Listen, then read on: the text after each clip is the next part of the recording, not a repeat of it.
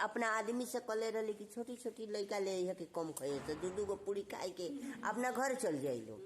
तो कही अले कि छोटे छोटे अपने मत आई पंडित जी, अपने मत आई, अपना लड़कन के भेज दे। तो 5 गो लड़का भेज दिहल, 5 गो लड़का भेज दिहल खाए खातिर। वो पूरा उनका किचन के पूरी सब्जी कुल खा गई लो। बोला लो कि और चाहिए तो कहल कि अब तो है ये नहीं थे। और खूब रगड़ रगड़ हथेती पूरी बनौले रहे।